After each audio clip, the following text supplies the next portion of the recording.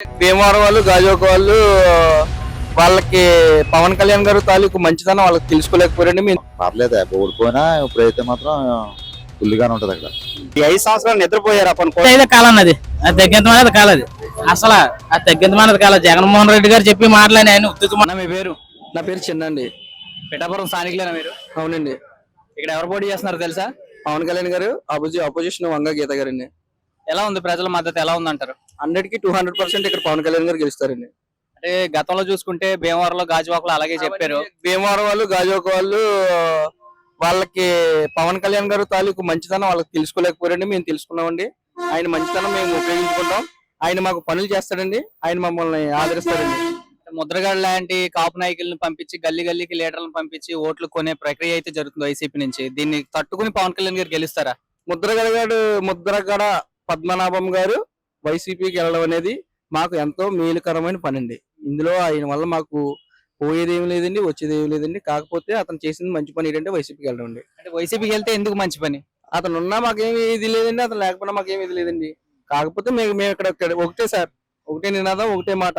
ఇక్కడ పవన్ కళ్యాణ్ పోటీ చేస్తున్నారు. పిఠాపురం ఎమ్మెల్యే పవన్ కళ్యాణ్.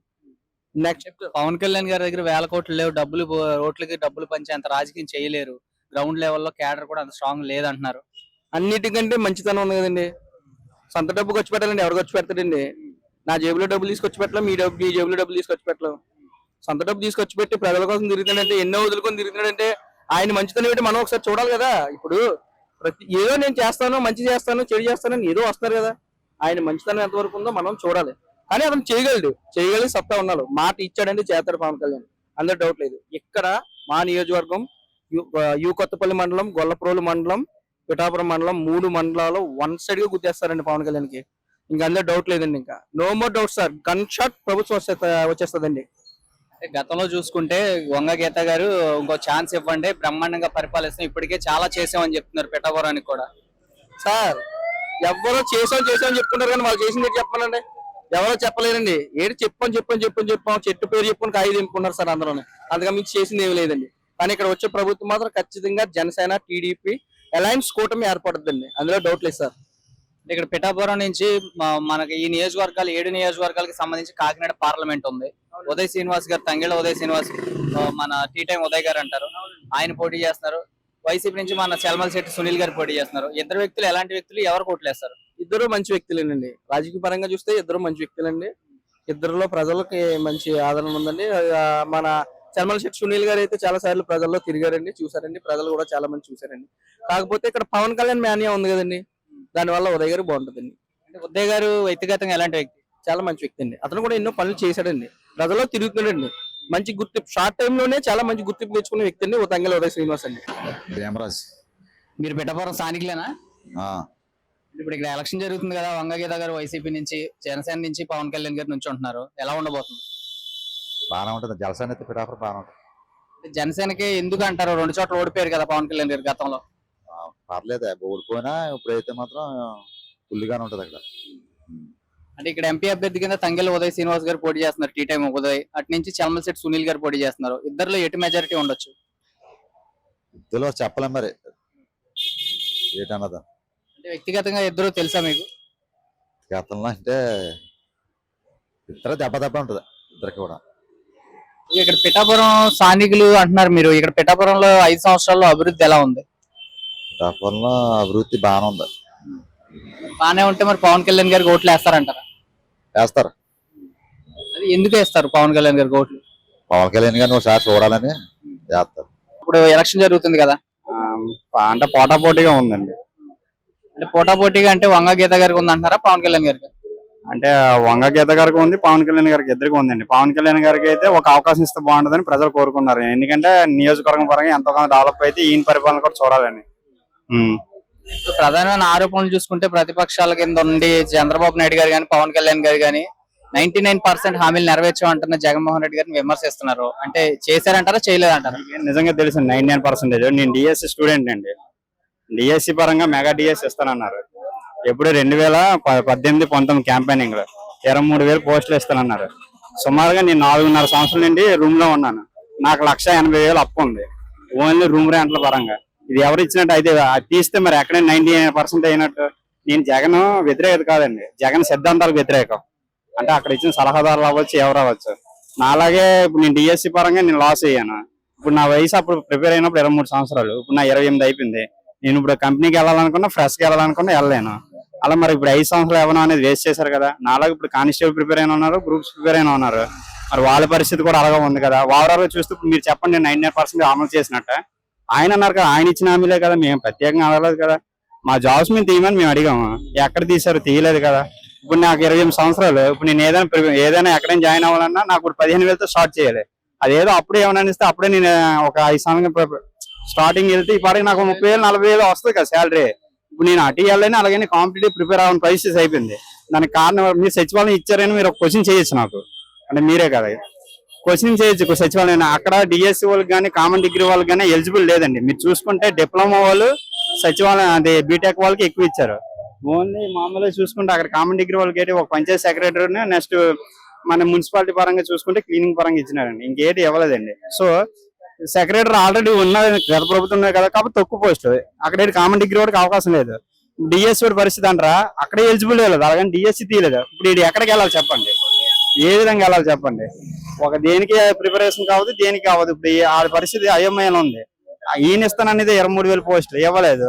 లాస్ట్ కి వస్తే 6,000 పోస్టులు ఇచ్చారు, అందులో కూడా 0 పోస్టులు తక్కువ పోస్టులు ఇచ్చారు. ఇప్పుడు అంటున్నారు కదా చంద్రబాబు నాయుడు గారు, నేను రాగానే మొదటి సంతకం మెగా డిఎస్సి మేనని. ఈయన సిద్ధాంతం ఏంటంటున్నారు జగన్ గారు, నేను రాగానే మొదటి సంతకం వాలంటీర్ వేస్తాంటారు. ప్రజలు ఏం కోరుకుంటున్నారు, ఈ ఎంప్లాయ్మెంట్ కోరుకుంటారు. అది ఆ విధంగా వెళ్తే మరి ఏ ప్రభుత్వాన్ని సపోర్ట్ చేస్తారని మీరు ఆలోచించుకోండి. అంటే మెగా డిఎస్సి అంటే రీసెంట్ గా కూడా 6,000 పోస్టులు ఎన్నో తీసామని చెప్తున్నారు. అయితే ఇప్పుడు ఎలక్షన్ టైంలోనే తీయడానికి గల కారణం ఏంటి? గత 5 సంవత్సరాల నుంచి ఎందుకు తీయలేదు? అదే అంటున్నాను, ఈ 5 సంవత్సరాలు నిద్రపోయారు. అప్పుడు కరోనా అంటది, కరోనా ఒక డిఎస్సి కన్నా మిగతా ఇట్లా లేవా? సచివాలయం తీశారు కదా, మరి అలాంటప్పుడు డిఎస్సి కూడా తీయాలి కదా. మిగతా తీసినప్పుడు మరి డిఎస్సి కన్నా మీకు కరోనా వచ్చింది. కరోనా ఎప్పుడు 2019 అన్నారు. ఆదిమూలపు సురేష్ గారు ఉన్నారు ఎడ్యుకేషన్ మినిస్టర్, తర్వాత బస్ సత్యనారాయణ గారు వచ్చారు. వీళ్ళందరూ కలిపి చూసుకుంటే అప్పుడు ప్రతి సంవత్సరం తీస్తాను అన్న బట్టి మేము రూమ్ లో ఉన్నాం. తీయననేస్తే మేము ఎప్పుడో ఖాళీ చేసి ఏదో వర్క్ చేసుకుని ఏదో బతుకుదాం. ఇప్పుడు పథకాలు ఇస్తున్నారు అంటున్నారు, పథకాలు ఇచ్చినా సరే మీరు ఎంత ఇస్తున్నారు, సంవత్సరానికి మహా అయితే ఇంట్లో ఒక 20,000 ఇస్తారు, కానీ నా రూమ్ రెంట్ నెలకు ఒక 5,000 ఇస్తున్నారు. మీరు ఇచ్చిన పథకాలు ఎక్కువ, నా రూమ్ రెంట్ అయిన ఖర్చు ఎక్కువ ఉంది. గతంలో అన్న క్యాంటీన్ ఉండేది, మాకు ఇంట్లో రూమ్ లాంటి ఫుడ్ లేకపోయినా 5 రూపాయలు 10 రూపాయలు పెట్టి భోజనం చేసేవారు. ఆ విధంగా ఏదో లాస్ట్ లో ఆయన చంద్రబాబు నాయుడు గారు గతంలో నిరుద్యోగులు తక్కువ ఇచ్చినా సరే, నేను చంద్రబాబు నాయుడు పరిపాలన బాగుందని నేను అనట్లేదు. ఆయన ఇచ్చిన సిద్ధాంతాలు మీరు ఎందుకు అవి కంటిన్యూ చేయలేదు? మంచి పథకాలు అయ్యి ఇప్పుడు మీరు ఇస్తున్నారండి. ఇప్పుడు ఏది ఇంటింటికి పెన్షన్ అనేది వాలంటీర్ ద్వారా మంచి పథకం, అది ఎవరు వచ్చినా సరే అలాగే కంటిన్యూ చేయాలి, ఎందుకంటే అది మంచిది కాబట్టి. మీరు కూడా గతంలో అన్న క్యాంటీన్ వల్ల చాలా మంది వృద్ధులు అవ్వచ్చు, మాలాంటి రూమ్ లో ఉన్న తినడానికి ఇబ్బంది లేదని పోయేది. అది కూడా మీరు కంటిన్యూ చేయాలి. మంచి పథకాలు ఆపిసి చెడు పథకాలు ఎక్కువగా పెట్టారు. ఇంక చెప్పండి అని పర్లేదు. దీని ఎఫెక్ట్ అనేది సుమారు 40 లక్షల ఓటు వరకు ఉంటదండి. ఇక్కడ చూసుకుంటే ప్రధానంగా మనకి కాకినాడ పార్లమెంట్ అభ్యర్థి కింద చల్మలశెట్టి సునీల్ గారు వైసీపీ నుంచి ఉన్నారు, తంగెళ్ళ ఉదయ్ శ్రీనివాస్ గారు జనసేన నుంచి ఉన్నారు. ఇద్దరులో ఎవరికి ఓట్లేస్తే మీకు మంచి పరిపాలన వస్తుంది అనుకుంటున్నారు? అంటే ఎంపీ పరంగా చూసుకోవద్దండి, ఎక్కడైతే ఎమ్మెల్యే పరంగా చూసుకోవాలి. ఎక్కడైతే ఎమ్మెల్యే పరంగా అయితే పవన్ కళ్యాణ్ కి ఒక అవకాశం ఇస్తే బాగుంటది. ఎందుకంటే ఇది నియోజకవర్గం ఎంతో కొంత డెవలప్ అవుద్ది అని ఆశిస్తాను.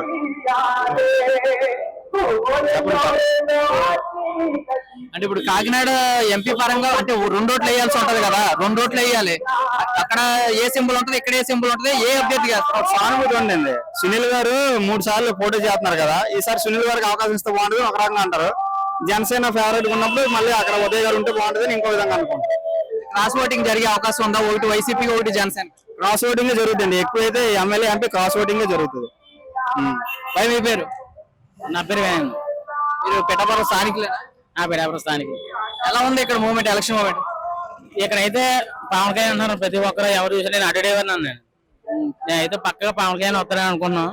అంటే ఆటో వాళ్ళకి 10,000 వేస్తుంది జగన్మోహన్ రెడ్డి గారు, అయితే మీరు పవన్ కళ్యాణ్ గారు అంటున్నారండి 10,000 వేస్తున్నారు. 10,000 వేస్తుంటే డీజిల్ రేట్ ఎలా ఉందన్న ఇప్పుడు దాంట్లో పోతుంది కదా 10,000 వేస్తుంటే. అది మెయిన్ పాయింట్. అది డీజిల్ రేట్లు తగ్గించేస్తానని చెప్పారు కదా జగన్మోహన్ రెడ్డి. అది అయితే కాలన్నది, అది తగ్గించమనేది కాలది.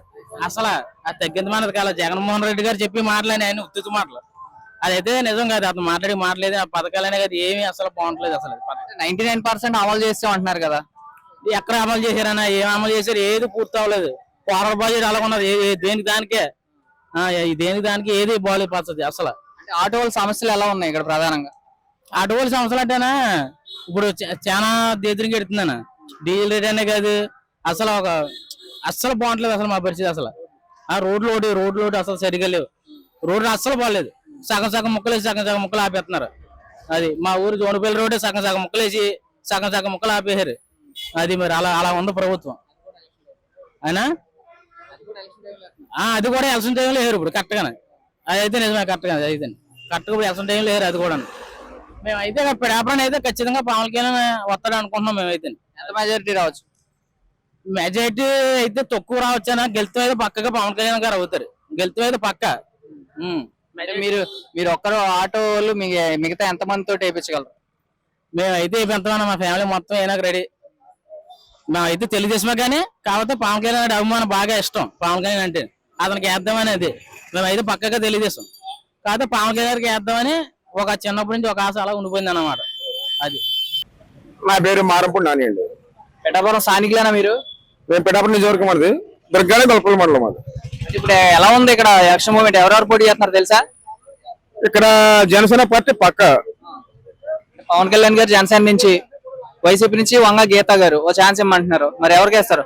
మేము పక్క పిఠాపురం నియోజకవర్గం డిసైడ్ అయిపోయింది జనసేన పార్టీకి. ఎందుకు జనసేన 2 చోట్ల ఓడిపోయి పోటీ చేసి ఏం చేయలేదు అంటారు? ఒక సీఎం క్యాండిడేట్ పిఠాపురం నియోజకవర్గమే పోటీ చేయడం మా పిఠాపురం నియోజకవర్గ ప్రజలు అదృష్టం అది. అంటే సీఎం క్యాండిడేట్ అని అంటే ఇప్పుడు పొత్తులో ఉన్నారు, పొత్తులో భాగంగా పోటీ చేస్తున్నారు ఆయన. అంటే గతంలో చూసుకుంటే భీమవరంలో కానీ గాజువాకలో ఓడిచ్చారు ప్రజలు ఇలాగే చెప్పి. మరి ఈసారి గెలిపిస్తారంటారు? విజయం పక్క, కళ్యాణ్ గారి విజయం పక్క. అంటే ఎంత మెజారిటీ రావచ్చు అంటారు? మెజార్టీ చూసుకోవాలి మేము, విజయం పక్క. అంటే ఇప్పుడు ఇక్కడ స్థానికంగా 5 సంవత్సరాల నుంచి వైసీపీ ఏం చేయలేదంటారు? మాకు చేసింది ఒరిగేది ఏమీ లేదు. ఇక్కడ చేసింది శూన్యం. అంటే ఇప్పుడు మనకి కాకినాడ ఎంపీ అభ్యర్థి కింద జనసేన టీడీపీ కూటమి నుంచి తంగెళ్ళ ఉదయ్ శ్రీనివాస్ గారు పోటీ చేస్తున్నారు. అటు నుంచి చల్మలశెట్టి సునీల్ గారు వైసీపీ నుంచి పోటీ చేస్తున్నారు. ఇక్కడ పిఠాపురంలో గ్లాస్ కేసినట్టే అక్కడ కూడా మీరు 2 ఓట్లు వేయాల్సి ఉంటది. దేనికి వేస్తారు? మేము ఈయన టీ టైం ఉదయం సీజన్ అన్నారు కదా, ఎంపీ టికెట్ గ్లాస్ కి వేస్తారు, 2 గ్లాస్ కి. అంటే ఒకటి క్రాస్ ఓటింగ్ జరుగుద్ది అని చెప్పి ప్రతిపక్షాలు చెప్తున్నాయి. అదేం కాదు, అది ఊహగానాలు తప్ప ఏం కాదు. ఊహగానాలు. 2 ఓట్లు దేనికి వేస్తారు? గ్లాస్ గుర్తుకి వేస్తాం. అన్న మీ పేరు? రాజశేఖర్ అండి. ఇక్కడ పిఠాపురం స్థానికులేనా మీరు? అవునండి. ఇప్పుడు ఎలా ఉంది ఇక్కడ పిఠాపురంలో ఎలక్షన్ జరుగుతుంది కదా, ఎవరెవరు పోటీ చేస్తున్నారు తెలుసా మీకు? తెలుసండి. గుర్తులేంటో తెలుసా? ఒక గీత గారు వైసీపీ అండి, పవన్ కళ్యాణ్ గ్లాస్ అండి. ఇప్పుడు ప్రజలందరూ ఏమనుకుంటున్నారు మీ చుట్టుపక్కల? మార్పు వస్తే బాగుంటుంది అన్నారండి. అంటే ఎవరికి వేద్దాం అనుకుంటున్నారు? పవన్ కళ్యాణ్ గారికి. ఎందుకు పవన్ కళ్యాణ్ గారు 2 చోట్ల ఓడిపోయారు, ఆయన వేసిన ఓటు వేస్ట్ అంటున్నారు వైసీపీ వాళ్ళు? వైసీపీ అంటారు ఎందుకంటే బాగా తినగలిగిన కూడా ఏదో అంటారు కదా, అలా పవన్ కళ్యాణ్ గారు వస్తే మా నియోజకవర్గం మొత్తం బాగుపడుతుందండి. అంటే కడప నుంచి చిత్తూరు నుంచి గల్లీకి లీడర్ ను పంపించారు, ఓట్లు కొనే రాజకీయం జరుగుతుంది కదా, పవన్ కళ్యాణ్ గారు గెలుస్తారంటారు? ఓట్లు డబ్బులు తీసుకుంటారండి, తీసుకుని పవన్ కళ్యాణ్ గారు వేస్తారండి. అంటే గతంలో చూసుకుంటే గాజువాకలో గానీ భీమవరంలో గానీ అలాగే చెప్పారు, మరి ఓట్లు పడలేదు. అప్పుడు వాళ్ళకి పవన్ కళ్యాణ్ గారి గురించి తెలియకుండా రాజకీయాల్లో ఉండరు, వెళ్ళిపోతారు అనుకున్నారు. కానీ పవన్ కళ్యాణ్ గారు ఓడినా సరే ఆయన ఇంకా పార్టీ పెట్టుకుని ఇంకా ఉన్నారు కదండి. అంటే కేంద్ర ప్రభుత్వంతో జగన్మోహన్ రెడ్డి గారు మాట్లాడి నిధులు తీసుకొస్తాను, ఇంకో ఛాన్స్ ఇవ్వండి అంటున్నారు. గడిచిన 5 సంవత్సరాలు ఏం చేశారంటారు? ఏం చేశారండి? ప్రభుత్వ ఆస్తులు గవర్నమెంట్ మొత్తం అమ్మేసి ఈ డబ్బులు వేయడం సొంతంగా ఆయన ఏం చేశారు? ఏం చేయలేదు కదండి. అభివృద్ధి ఏదండి, పథకాలు ఒకటే సరిపోద్దండి. ఇప్పుడు మా లాంటి చదువుకున్న వాళ్ళకి ఉద్యోగాలు వేయండి, ఒక 5,000 ఉద్యోగం ఇస్తే సరిపోతుంది. బయటకు వెళ్తే ఖర్చులు విపరీతంగా ఉన్నాయండి. బండి బయట తీస్తే 100 రూపాయలు కూడా పెట్రోల్ కూడా రేట్లు అన్ని విపరీతంగా పెరిగిపోయి కదండి. జగన్మోహన్ రెడ్డి పరిపాలన అయితే ఆయన 100% కి 20 కూడా వేసిన అవసరం లేదండి. ఒక్కటైతే ఆయన ప్రభుత్వం ఒకటి బాగుందండి, వృద్ధాప్యుల పెన్షన్ మాత్రం అదొక్కటే బాగుందండి. మొత్తం ఆయన చేసిన 5 సంవత్సరాల పరిపాలనలో పెన్షన్ ఒకటో తారీఖున కూడా అదొక్కటే బాగుందండి. జగన్మోహన్ రెడ్డి గారు పబ్లిక్ మీటింగ్లు పెట్టి వృద్ధాప్య పెన్షన్ లో ఇవ్వడానికి అవతాతల దగ్గరికి వాలంటీర్లు ఆపేసింది పవన్ కళ్యాణ్ గారు, చంద్రబాబు నాయుడు గారు అని చెప్తున్నారు. అటు చంద్రబాబు నాయుడు గారు, పవన్ కళ్యాణ్ గారు లేదు ఎలక్షన్ కమిషనర్ ఆపితే అది మాకు సంబంధం ఏంటని అంటున్నారు. దానికి మీ అభిప్రాయం ఏంటి? ప్రజలు ఏమనుకుంటున్నారు? ప్రజలండి ఇది జగన్ గారు ప్రభుత్వం దిగేటప్పుడు ఆయన ఉన్నారు కదండి, మరి ఆయన సినిమా థియేటర్లు ఎంఆర్ఓ వీళ్ళందరినీ నుంచి పెట్టినప్పుడు వీళ్ళు గవర్నమెంట్ ఆఫీసులతో పెన్షన్లు వచ్చు కదండి. వాలంటీర్లు లేకపోతే ఏ పని చేయలేదు. మధ్య షాపుల దగ్గర టీచర్లు, స్కూల్ టీచర్లు అందరూ పెట్టినప్పుడు అవతాతలు పెన్షన్ ఇవ్వడానికి తప్పేదండి. ఆయనకే తిన్నాడు మన వరకు అధికారులు. ఈ డబ్బు అంతా తీసుకెళ్లి వాళ్ళ బినామీలకు విత్డ్రా చేసుకున్నాడండి. ఇప్పుడు చంద్రబాబు నాయుడు, పవన్ కళ్యాణ్ బ్యాట్ తీసుకొస్తారు. జనాలు ఎవరు నమ్మడానికి సిద్ధంగా లేరులేండి. అంటే జనాలు డబ్బు రాజకీయం అయితే గట్టిగా జరుగుతుంది, వైసీపీ డబ్బు రాజకీయాలు జరుగుతాయి. ఇటు జనసేన టీడీపీ కూడా ప్రయత్నాలు చేస్తున్నారు. ఈ ప్రజలు ఎటు మొగ్గు చూపుతారు? నాకు తెలిసండి 100% 70% పవన్ కళ్యాణ్ గారు విన్ అండి. అది వన్ సైడ్ అయిపోయింది. కాకపోతే సైలెంట్ గా ఉన్నారు ఓటింగ్ అంతే. అంటే ఇక్కడ నెగ్గినా ఎక్కడ నెగ్గినా సైలెంట్ గా చేస్తారు. పవన్ కళ్యాణ్ గారు కన్ఫర్మ్ అయితే పెట్టాలి రోజు ఎమ్మెల్యే ఆల్రెడీ అయిపోయినట్టండి. ఇప్పుడు కాకినాడ ఎంపీ అభ్యర్థిగా తంగెల ఉదయ్ శ్రీనివాస్ గారు జనసేన టీడీపీ బీజేపీ కూటమి నుంచి పోటీ చేస్తున్నారు, ఎన్డీఏ కూటమి నుంచి.